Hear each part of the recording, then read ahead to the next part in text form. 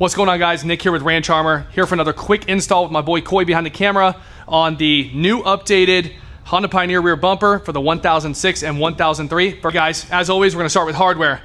Recommend you use an impact of your choice. We're doing Milwaukee today, 3/8 head, 10mm socket, guys, 1/2 inch socket, 9/16 socket, 3/4 socket, number 6 Allen head, guys. This bracket, we're gonna send you. This is a heat shield that you're gonna replace your factory one with. It will be powder coated. It will not be raw like this, okay? 1/2 inch wrench, 9/16 wrench, 3/4 wrench. And guys, this is your hardware. It will come in a bag, ready to go. Here's your brackets that will come with it. That's everything you need. Let's get started. Okay, so you're gonna start by taking off your factory heat shield here. It's gonna be these 4 Allens. And then once we have those off, we can take this plate and put it on. It is directional, it only goes one way. Then after that, you can start taking off your gas shock, and we'll get to that here in a second.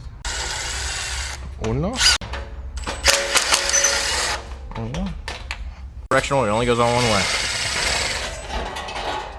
Okay guys, remember this plate is also directional, so it only goes on one way and it will not be raw, it will be black. So you're just gonna put your 6mm bolts in these holes that they provide, and this is provided in our factory, or in our hardware replacement kit.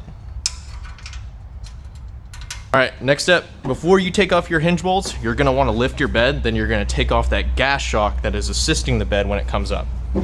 So, you're going to pop the bed open.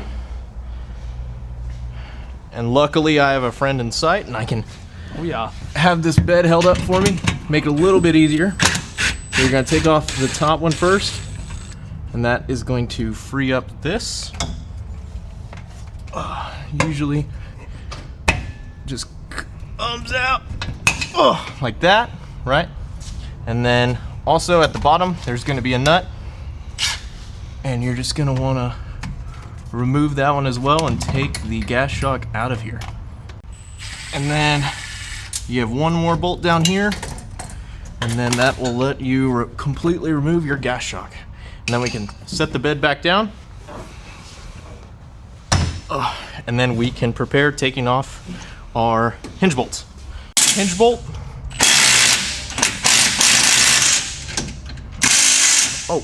Okay, once you're removing your hinge bolt, you may need a little bit of persuasion and tapping it just about that far back. Now your mounts are directional. If you can see on this front part, you have an ear coming off. That ear is going to line up directly with this hole, right? Perfect. So there is a left and a right. Perfect. Bolt in, you're going to take your 5/16 hardware, and it's going to go right in that hole. You also have to remember to put a washer and a nut on the backside. Now getting that is kind of tricky. As you can tell on this unit, there's this rubber stopper. That rubber stopper gets deleted if it is there. And we're just going to go ahead and put this thing back in. Once you have your mounts in place, you can go ahead and tighten it to the framework. So you are going to tighten it. You're going to tighten this first.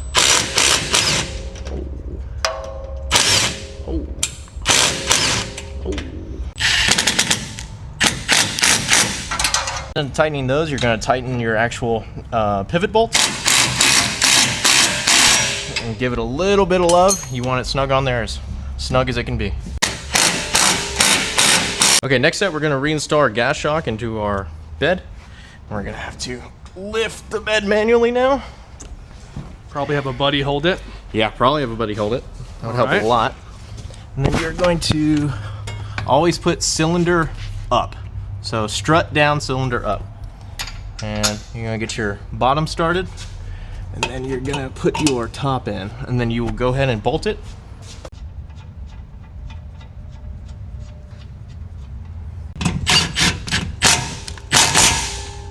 Okay, perfect. Okay, so you're going to take your bumper, and as you can see, the weld is on the outside of the mounting bracket, so that means that your mounting brackets that are on the unit are gonna face the inside of our welded on brackets on the bumper. Usually you can feel it by hand and it'll slide in there. Both sides of these brackets, on both sides of the bumper, are gonna be 2 holes for these 3/8 bolts. And it doesn't matter if you put them nut on the outside or nut on the inside. I like to put nut on the inside just because I think it looks cleaner.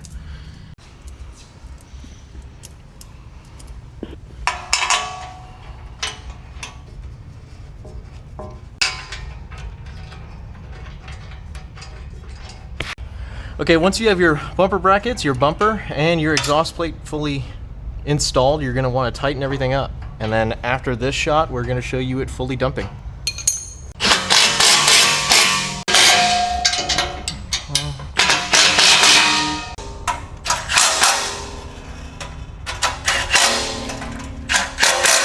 Now, as you can see here, your bed is now fully spring assisted and fully able to dump. It actually goes further than the OEM dump since we took off our rubber stops, but nothing conflicts with any of the framework or anything like that. It's just a flawless dump. And your OEM tailgate still stays the same. Oh my gosh, if I can get it open. So you still have a gap. It is still spring assisted. It doesn't touch the tread. It doesn't ride on the tread or any such fashion. Well, my boy Coy did all the install, so I'll finish off with closing out, guys. I mean, in terms of the look, the design, can't beat the Ranch Armor look, guys. With the flush mounts, we didn't install them here, but these will come with LED flush mounts standard. And I want to point out that these openings here allow for the ventilation of the exhaust to cool. It just is a way for the heat to escape so it doesn't get trapped up underneath there. And then the hitch itself, guys, even with this hitch, this was the challenge, was designing this to fully dump with the hitch. So Coy, our designer, did a stand-up job. We're excited to release these, excited for you to have it. And hopefully you're watching this because you installed it.